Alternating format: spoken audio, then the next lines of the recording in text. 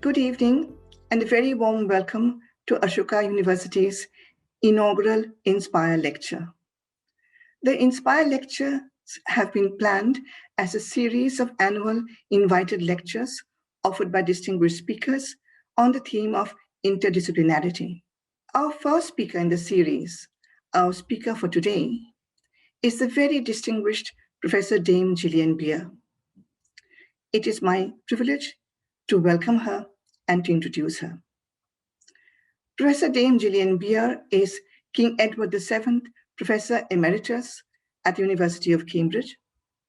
She was President of Clare Hall, Cambridge from 1994 to 2001 and Fellow of Girton College, Cambridge from 1965 to 1994. She is now Honorary Fellow of Girton and she lives in Cambridge. Professor Beer has received recognition and acclaim from across the world for her scholarship, her deep insight, and the eloquence with which she expresses herself. She is Fellow of the British Academy and the Royal Society of Literature. She is foreign honorary member of the American Academy of Arts and Sciences. She is honorary international member of the American Philosophical Society. Judge for various prestigious awards, she was twice judge for the Booker Prize. Professor Beer has received 11 honorary doctorates from across the world, including from Oxford, London, St. Andrews, Harvard, and the Sorbonne, Paris. She was invited Andrew W. Mellon Senior Scholar at the Yale Center for British Art from 2009 to 2011. Professor Gillian Beer is author and editor of some of the classics of our time, including her books on Darwin, George Eliot, Virginia Woolf, and other much acclaimed books such as Arguing with the Past and Open Fields, Science in Cultural Encounter. Professor Beer was general editor of the series Cambridge Studies in 19th Century Literature and Culture from its founding 20 years ago to 2020. Her most recent book, Alice in Space, The Sideways Victorian World of Lewis Carroll, was awarded the Truman Capote Prize in 2020. Darwin continues to be of abiding interest for her. In recent years, she has explored the early and late career of Darwin in a number of essays. These include her much acclaimed essay on Darwin and the Arts in the book After Darwin by A. Richardson. It is my great pleasure and privilege to invite Professor Dame Gillian Beer to deliver the inaugural Ashoka University Inspire Lecture, Darwin and the Descent of Woman. Gillian, a warm welcome to you and many thanks for giving this lecture. Malavika, thank you very much indeed for inviting me, giving me this honor of delivering the inaugural Ashoka Inspire Lecture. And it's a great pleasure to be here with you. Thank you. I'll move now then straight to that discussion. I want to talk this morning about Darwin and the Descent of Woman. And this raises some interesting questions about descent and interdisciplinarity, I think. Let's start with a basic point. Are male and female the only way for life to be? Obviously not. In The Origin of Species, Darwin emphasizes the descent of all creatures from a single progenitor. Such an imagined being is asexual, outside sex. Indeed, much of Darwin's research life was spent studying life forms in which the methods of reproduction are through parthenogenesis, that is, virgin birth, as in some reptiles and fishes, splitting, as with amoebas, or hermaphroditism, as with some barnacles and slugs who can fertilize themselves. Sex is a method of reproduction that speeds up the possibilities of change. In sex, two streams of unlike material from two parents enter the progeny, and the spectrum of outcome is much greater. This is certainly useful to plants, birds, some insects and animals, including human animals. Remember that Darwin did not have the language or the knowledge of genetics to work with. He saw the outcome of hyperproductivity and difference, but he struggled to find an explanation of how such changes were carried between generations.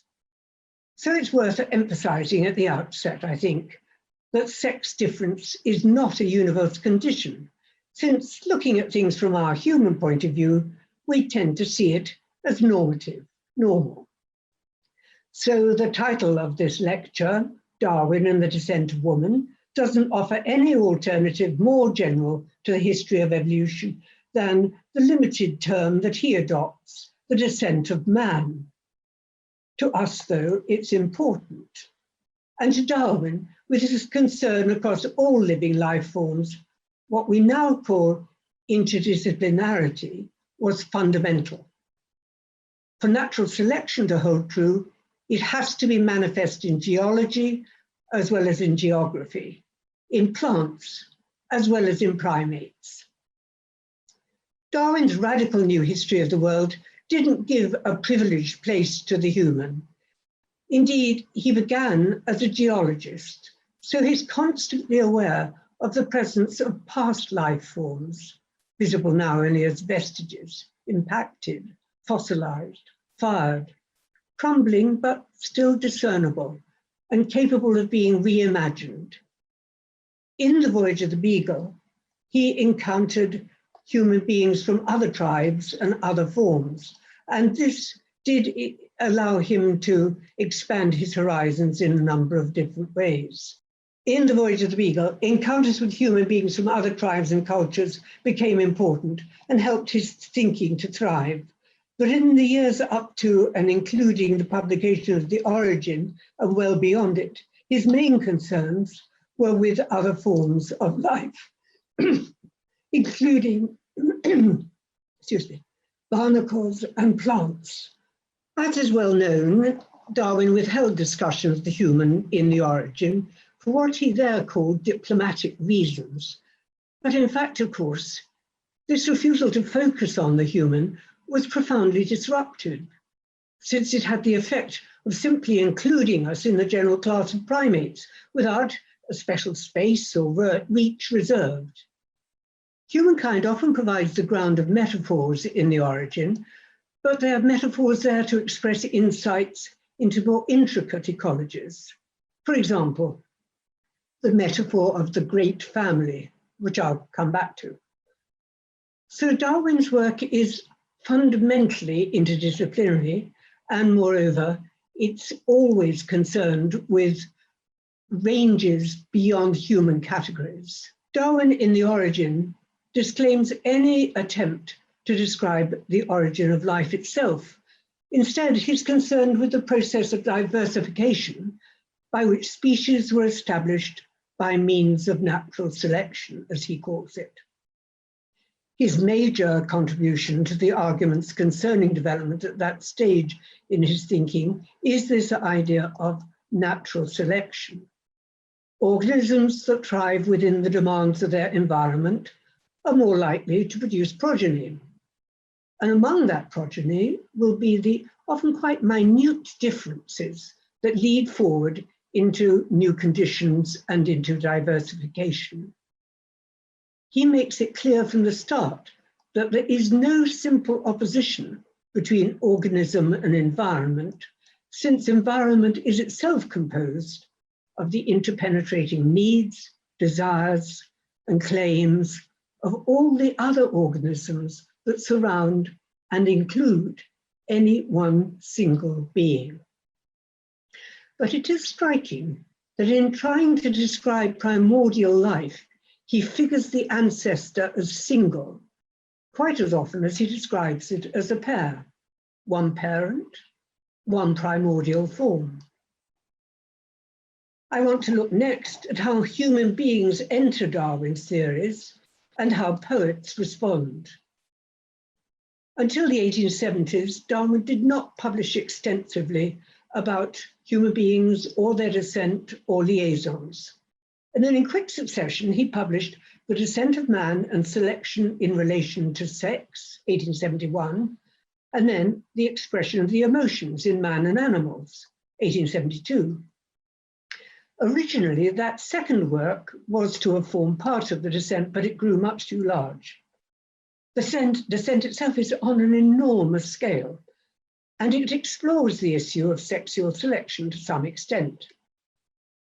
Now, this method of selection, sexual selection, can be understood either as an aspect of natural selection or as an important supplement to it. What it quite certainly did was to demand new thinking from Darwin, though it had been touched on in the origin. The sexual behavior of different human groups is studied in The Descent alongside that of other kinds, as also are the physical differences between sexes in a whole range of creatures. And I think here we begin already to see the problem that Darwin has not so much introduced as illuminated by setting the human among other kinds. Because in his descriptions of behavior, it's often quite difficult to discriminate human interpretation from structures. For example, discussing the secondary sexual characteristics of insects, he has this passage in which he contrasts what he calls the pectinated and beautifully plumose antennae of the males of many species with the meagerness of the females. The male, he says, has great pillared eyes, of which the female is entirely destitute. His children told him that his descriptions sounded like advertisements, and here the males certainly benefit from the enthusiasm of his language.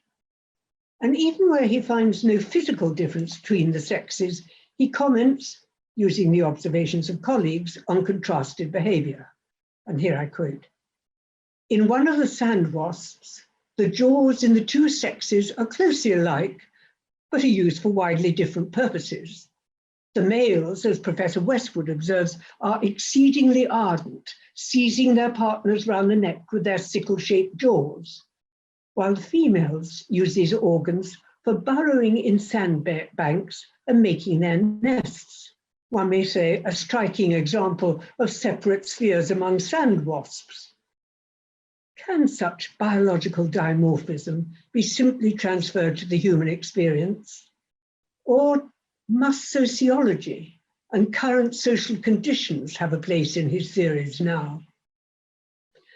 Darwin, I think, clearly felt some little skepticism himself, since he adds in a footnote stating that Mr. Walsh, who called my attention to the double jaws, says that he has repeatedly observed this fact. And fact it may be, since we can't just wish away such structural performative differences between sexes within species, even as we note the gendered interpretation here being offered. In my discussion today, therefore, I want from time to time to demonstrate the responses of some women writers who are Darwin's contemporaries or near contemporaries to the implications of his theory, particularly, though not exclusively, as they bore on women. It's striking indeed how many women writers engaged enthusiastically with his theories after the publication of The Descent of Man, which is certainly not itself a book hospitable to the creativity that they display. Indeed, I'd argue that these women provide a considerable amount of evidence in themselves against Darwin's dour assessment of women's potential. So let me start that aspect of my argument with a poem by Constance Naden, herself well-educated scientifically, in which she thinks about the various phases of evolutionary development. She seems indeed to have had in mind a particular summary paragraph from Descent, where Darwin writes, "In the dim obscurity of the past, we can see that the early progenitor of all the vertebrata must have been an aquatic animal provided with brachy, with the two sexes united in the same individual, and with the most important organs of the body, such as the brain and the heart, imperfectly or not at all developed." the two sexes united in the same individual, no developed heart or brain. Naden seizes on that description. In her jaunty satiric poem, Solomon Redivivus, 1886, Constance Naden imagines King Solomon reappearing in 1886 as the modern sage, so that's 15 years after the Descent of Man. Naden first describes these two sexes united in the same individual and then parades the whole sequence of evolution by which the sexes were separated. She writes in the voice of the returned King Solomon, again wooing and addressing the Queen of Sheba, and I quote here a few stanzas from a 3-page poem. It opens, "We were a soft amoeba in ages past and gone, ere you were Queen of Sheba and I King Solomon. Unorganed, undivided, we lived in happy sloth, and all that you did, I did. One dinner nourished both, till you incurred the odium of fission and divorce. A severed pseudopodium, you strayed your lonely course." And so on. Through the form of fish, reptile, mammal, at last appears our predecessor, the naked ape. But now, disdaining trammels of scale and limbless coil, through every grade of mammals we passed with upward toil, till anthropoid and wary appeared the parent ape, and soon we grew less hairy, and soon began to drape. So from the soft amoeba in ages past and gone, you've grown the Queen of Sheba, and I King Solomon. Naden's poem is both a neat lesson in evolutionary sequence and a reminder of how the diverse forms of life cling still within the present form of the human. Her use of we represents not only the loving pair of king and queen, but all the beings through whom they have emerged to their present state. We are Ascidian, fish and reptile, as well as the self-crowned height of evolutionary history, his readers. By taking on the voice of King Solomon, Naden both mocks and relishes the claims of men. It is, after all, the Queen of Sheba who precipitates divorce and development by fission from him, and from that primordial state when whatever you did, I did, one dinner done it, nourished both. Naden is intrigued by the idea of the single progenitor, but also feels glee at the disruptive powers of the female, who asserts her independence. The notorious amorousness of King Solomon is apt for Naden's purposes too. Darwin's later theory of sexual selection placed sex at the center of explanation, supplementing the emphasis that he'd already established in The Origin through natural selection on the resilience of family ties across generations. In The Origin, he took the metaphor of the great family and dismantled all its aristocratic trappings. Thus, he indicates that the human family is not unique or privileged among the many kinds of life. Darwin expanded the idea of family away from the exclusiveness of what he calls pedigrees and armorial bearings, to embrace, as he puts it, all the past and present inhabitants of the world. And by inhabitants, he does not mean merely or mainly the human. Instead of special creations, all organic beings, he says, are now lineal descendants of those which lived long before the Silurian epoch. And he turns the whole metaphor of the great family over in a way that dignifies all species and gives the human no separate space for soul. All are members of the oldest of all families. Of course, oldest is that criterion for aristocratic grandeur. And so, he says, they seem to me to become ennobled. We are all organic beings, extant and extinct, he argues, members of one family, the offspring of common parents. For Darwin, this inclusiveness and continuity is what he calls the great fact, the grand fact that he has uncovered. The grand fact that all extinct organic beings belong to the same system with recent beings. falling either into the same or into intermediate groups, follows from the living and extinct being the offspring of common parents. Common parents. By that, of course, he doesn't mean lowly parents necessarily, but rather parents held in common between extant and extinct forms across aeons. In the language of the origin, Darwin preserves the female nature, or rather the female gender, I should say, of nature. Man selects, he says, only for his own good. Nature only for that of the being which she tends. Every selected character is fully exercised by her. Now, of course, one could say that this is an entirely conventional move. After all, Mother Nature is familiar as a trope far further back than Darwin. Darwin's own mother died when he was 8, and he deeply regretted how few memories he had of her. It is possible that some of the drive back towards an unknowable progenitor in his theory draws on that personal experience too. But Darwin grew uneasy with the attribution of personification to nature, and we can see that from the Variorum edition of the Origin, where across time he struggles to depersonalize nature, to reduce it to law-like processes. For example, in the 3rd edition, he writes, "So again, it's difficult to avoid personifying nature. But I mean by nature only the aggregate action and product of many natural laws, and by laws, the sequence of events as ascertained by us." With a little familiarity, such superficial objections will be forgotten. But of course, among his readers, some few at least saw how ill the language of a personified Mother Nature is to the implications of his theory.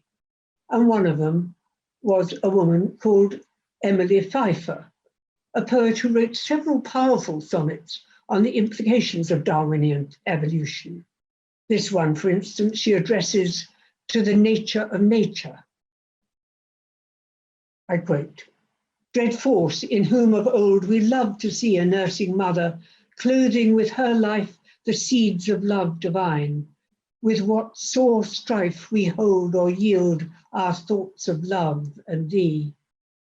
Thou art not calm, but restless as the ocean, filling with aimless toil the endless years, stumbling on thought and throwing off the spheres, churning the universe with mindless motion. Dull fount of joys, unhallowed source of tears, cold motor of our fervid faith and song, dead but engendering life, love, pangs and fears. Thou crown'st thy wild work with foulest wrong, when first thou lightest on a seeming goal, and darkly blundered on man's suffering soul." This grim apostrophe to a repudiated mother who proves to be a mere machine, nature churning the universe with mindless motion, expresses also the struggle in the poet's mind to hold or yield our thoughts of love and thee.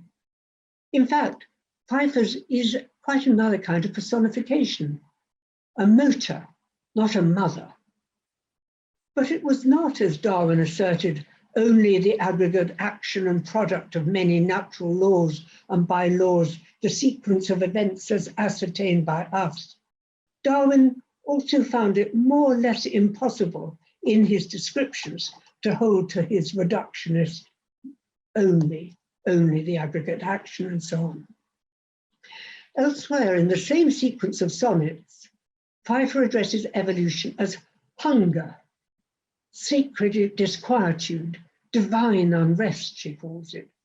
Hunger that strivest in the restless arms of the sea flower, that drivest rooted things to break their moorings, that unfoldest wings in creatures to be wrapped above thy harms.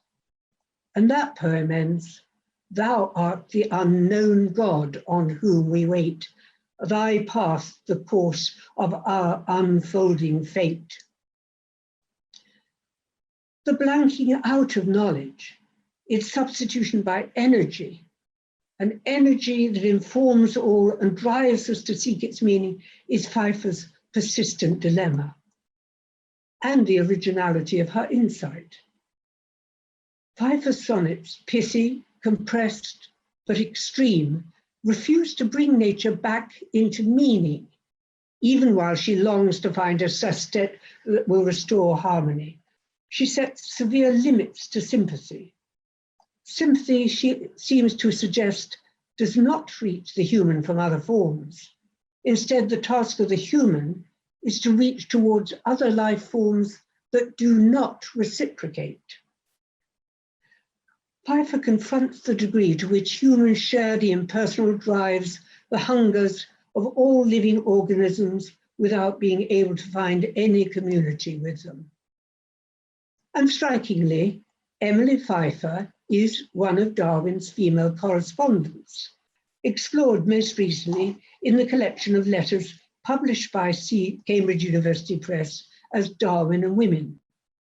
And this makes clear his important intellectual friendships with a number of women scientists of the time. The exchange between Pfeiffer and Darwin concerns sexual selection. Can one attribute an aesthetic sense to birds, she asks, or could it not be that beauty has been only an incidental result, while the end towards which sexual selection has directly tended has been the perfecting of characters calculated simply to fascinate or allure? Darwin agrees with her that it might have been better to use the word fascinate.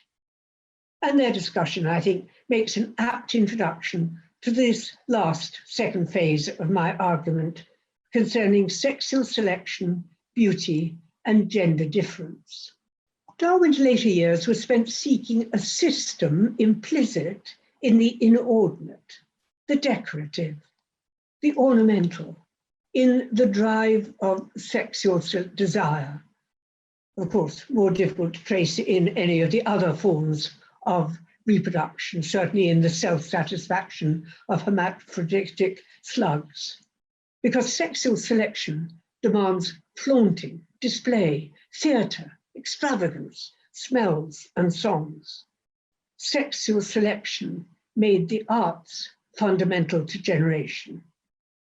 The males of most species, Darwin's researchers showed, were drawn to display. The women, or I should say, the females, merely exercised the choice. Choice might, I think, sometimes be a false word to describe the process of accepting the successful male's advances. It's essential then for the males to be glorious and for the females apparently to be quiet and restrained. Beauty re-emerged as a key element in his inquiry, and he argued that humans were not the sole possessors of aesthetics and of delight in art. For example, he argued particularly that birdsong was prior to language, that it expressed territorial and erotic claims by means of all the pleasures of skilled elaboration. The primordial skills of singing, dancing, poetry, he argues, are skills shared across many species, and interdisciplinarity, therefore, emerges as the universal condition for survival and also for pleasure. Music in particular, he had earlier described in his 1838 notebooks as fundamental, like tastes of mouth or smell, and music becomes his key example of the powers of selection. Thus, an ear to be capable of discriminating noises, he says, and the high importance of this power to all animals is admitted by everyone, must be sensitive to musical notes. We have evidence of this capacity even low down in the animal scale. Thus, crustaceans are provided with auditory hairs of different lengths, which have been seen to vibrate when the proper musical notes are struck. Extraordinarily attentive, always observing, and extending that observation and that attentiveness to crustaceans and to gnats, dogs, seals, alongside humans. The key point is that once again, the whole ground of his argument is the uninterrupted continuum between human experience and that of other life forms. Here, predominantly animals and birds, but also including plants. Indeed, in an early notebook, he wondered whether plants may have an idea of cause and effect, and whether oysters may have free will. Of course, that emphasis on continuity produces its own problems, as we've seen. Rather than music being the outcome of the tones of conversation, as Herbert Spencer had argued, for Darwin, it is prior to language, originary, intimately bound into the process of sexual selection. Primeval man, he writes, or rather some early progenitor of man, probably first used his voice in producing true musical cadences, that is, in singing, as do some of the gibbon apes at the present day. And we may conclude from a widely spread analogy that this power would have been especially exerted during the courtship of the sexes, would have expressed various emotions such as love, jealousy, triumph, and would have served as a challenge to rivals. In his youth, Darwin experienced and described the backbone shiver, which he felt as he listened to young voices in chorus or combined in opera with orchestra and drama. And that backbone shiver goes back directly into the primeval and beyond, goes back before language, into arts shared instinctively by the human and many other kinds. His own bodily experience of music's power informs the development of his theory here. And reinforcing his association of humankind with all other organic life, he argues that whether we can or not give any reason for the pleasure thus derived from vision and hearing, yet man and many of the lower animals are alike pleased with the same colours, graceful shading and forms, and the same sounds. Now, this discussion of musical life across species and its importance in sexual selection follows immediately after one of his most controversial arguments, at least so far as his fellow humans are concerned. This argument relies on the analogy, here claimed as homology, with other creatures, other animals, other sorts of life. And it's headed Differences in the Mental Powers of the Two Sexes, that is, the two sexes of human beings. It's notable that he approaches this topic through lengthy discussions of the differences between the sexes in a variety of animals, insects, beetles, birds, in size, in strength, in coloration, in smell, in voice. Once those differences are established, he then turns in part 3 to sexual selection in relation to man and conclusion.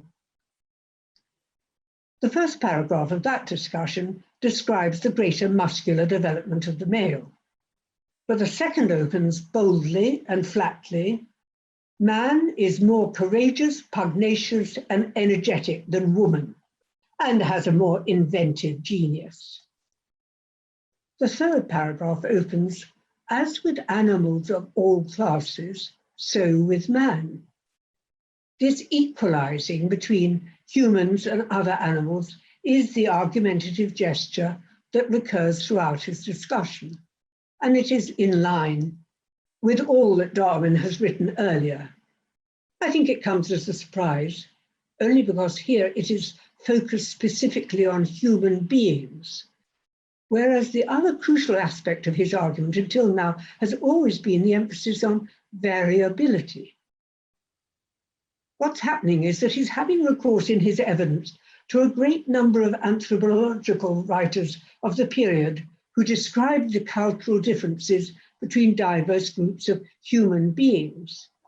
Indeed, I think there is a problem for Darwin intellectually at the end of the 1860s, because he has been reading at large among ethnographers who have themselves been profoundly influenced by his theories, so that what appear to be separate strands of evidence are in fact caught into an evidential loop. Here, his insistence on the homology between humankind and other animals overrides all other kinds of discrimination. So he argues, no one disputes that the bull differs in disposition from the cow, the wild boar from the sow, the stallion from the mare, and is well known to the keepers of menageries, the males of the larger apes from the females.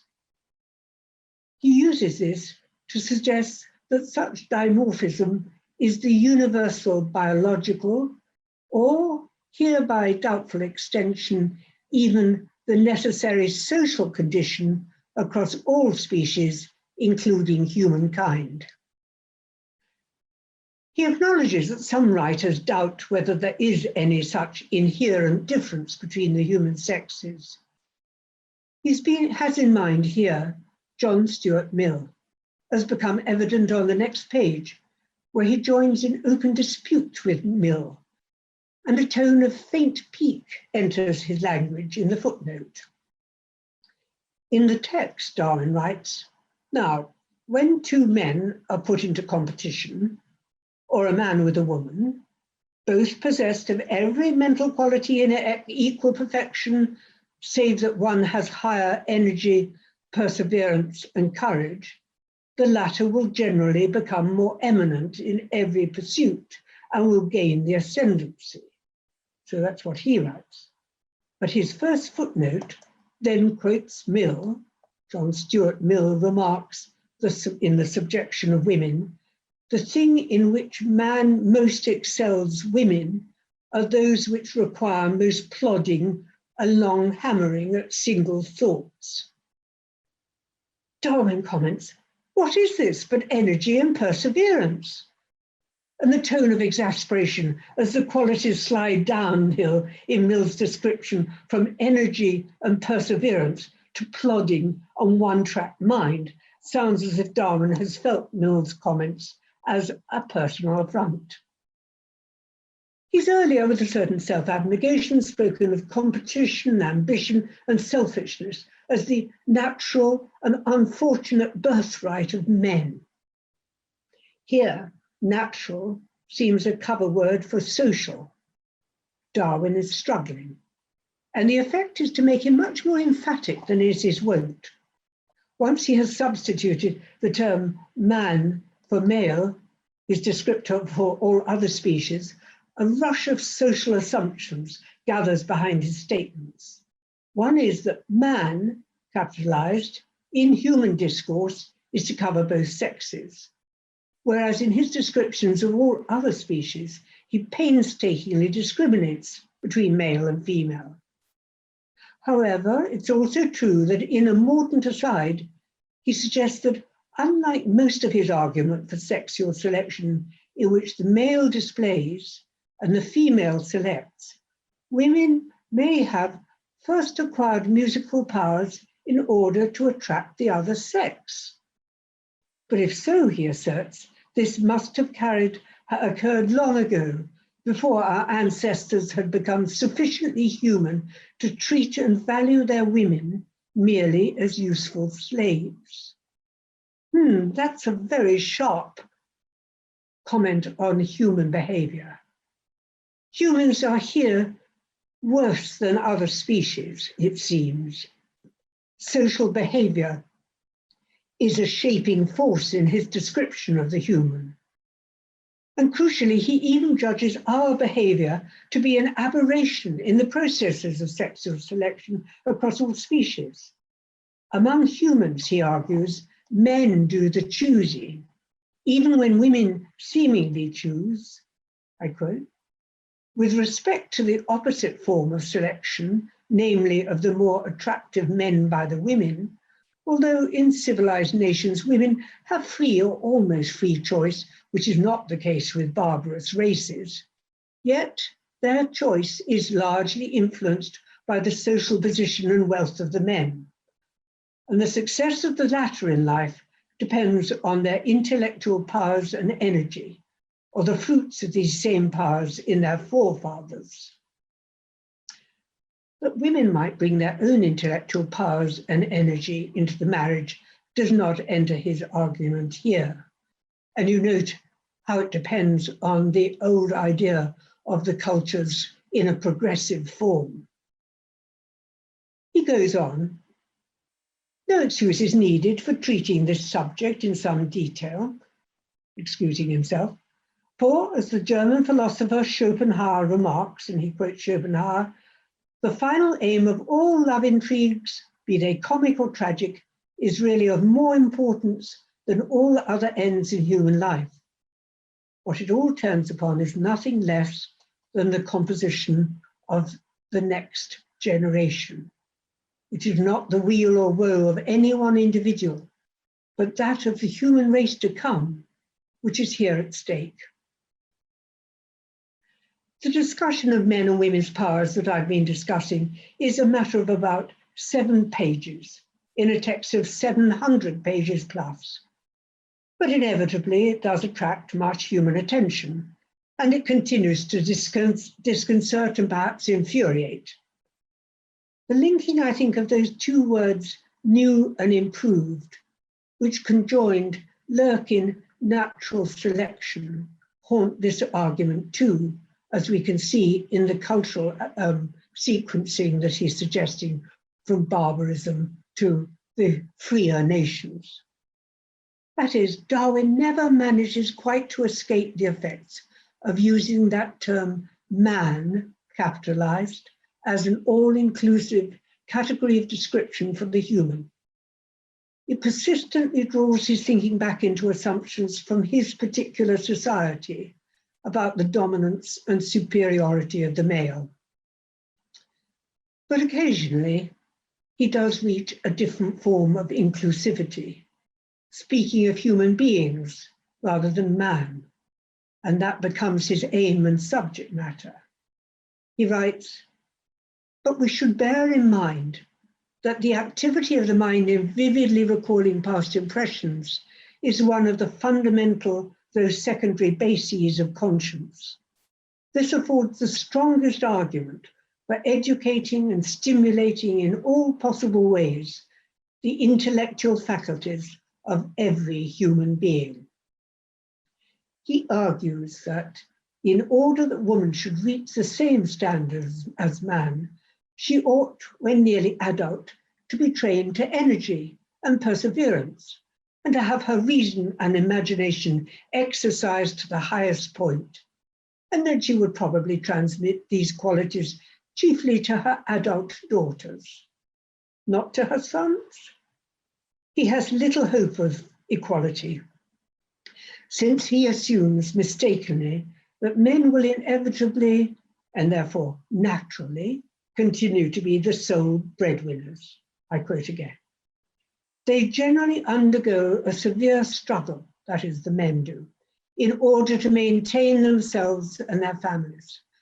And this will tend to keep up or even increase their mental powers, and as a consequence, the present inequality between the sexes.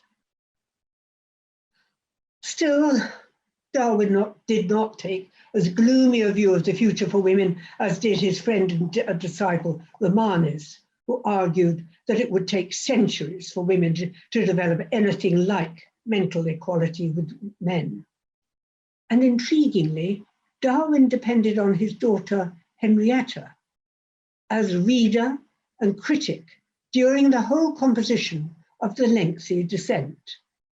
Indeed, he urged her to express criticism and to amend his work. Henrietta, commenting on that manuscript, teases him and says, "You think an apology is wanting for writing about anything so unimportant as the mind of man." She does not capitalize man. She perceives that to Darwin, humankind was always quite a small presence in the vast landscape of his mind across time and species. I return now to Malavika, and we will have a talk together about some of the issues that have been raised there. Malavika. Thank you, Gillian. That was absolutely fascinating. You know that over the years, I've had the privilege of listening to you to various talks that you've given at many places in the world. But this evening's talk was very, very special. It's so insightful and so fascinating. And Thank you. I'm sure everyone listening to you today would have many questions to ask you. Um, can I ask you a couple of questions now, please? So my Please. first question to you is this, that you spoke about two poets, and I'm thinking of this in the context of your work on Darwin and the visual arts and the various arts. These two poets, and their one delightful poem, and the other one perhaps much more agonized. But both these, Constance Naden and Emily Pfeiffer, how much of an engagement did Darwin have with them? Did they have much impact on him? I think only Constance Naden, certainly of the two, because in fact, Emily Pfeiffer's poetry was hardly noticed at the time, though she did have very important male supporters. But the person who probably had more interaction with him, who I would have liked also to talk about, but I decided that it would take a whole new swathe of the argument or of the illustration if I were to do so, is the poet Mathilde Blind, that's Mathilde, who wrote a big epic poem called, deliberately responding to the descent of man, The Ascent of Man. And in that, she looks particularly at those who have been left out of this progressivist view of evolution. And it's clearly a challenge, not quite directly to Darwin, but to social Darwinism, which is emphasizing that it's really the powerful who gain through evolutionary processes. And in that poem, what she does is over and over again to draw our attention to the people who can't respond, who are not part of what is being evolutionarily powerful. Fascinating. I wish we had time for a discussion, a longer discussion about that. But one other question I wanted to ask you, and this again in the context of what you describe as the vast landscape of Darwin's mind in your talk. And Darwin is someone you know so very well, that should you have the opportunity of meeting Darwin today, what would be the question that you would ask him? Because things have changed so much since the 1870s. Well, the first question, perhaps the most important question of all, would be whether he sees the current extinctions that are going on and the climate which he saw as the ordinary and necessary extinctions that are part of the evolutionary process, or whether he would see them as something much more calamitous and closer to what he always understands as being the final extinction when the sun cools. That was what he thought would bring about extinctions of a universal kind. But I think he might well have been deeply affected by what he would have seen in the world about us now. So that probably is, as it were, the universal question I'd need to put to him. And I think I know what his answer would be. The more awkward question that I would put to him, I think, would be just how much the changed possibilities for women, the changed presence of women in a great many societies now, needs him to revise his idea of the comparative capacities of male and female in the human species. And as I noted just at the end there, his daughter Henrietta was a big influence on him. And it's very striking that in the expression of the emotions in man and animals that he writes immediately after The Descent of Man, he's much more playful, much more interested in different cultural forms and in analogies of I think, a more creative kind, not necessarily just dimorphism between the human and other species. So I see the descent as being the point where he had to face most directly and with the most difficulty all the implications of his theories so far, and that energized him to think forward in some new ways. So I hope, but I can't be sure, that he would now think, yes, I was wrong about the capacities of women and men. It would have been wonderful had that really happened, to be listening in on a conversation between the two of you. But also, Gillian, listening to you talk about Darwin, one of those passages that constantly comes to mind is from The Origin of Species, about from one, how endless forms evolve so beautifully and so wonderfully. Yes. And so indeed, if we had the time and the audience could ask you questions, I have a feeling there would have been endless questions and beautiful answers from you to all those questions. But our time is limited. And it's therefore my great privilege and pleasure to thank you, Gillian, for this absolutely insightful, fascinating, and wonderful talk. It's a gift that you give to Ashoka, as our inaugural. Thank you to Ashoka. Thank you to Ashoka University and to you in particular, Malamika, for this invitation, which gives me very great pleasure. Thank you. Thank you, Gillian.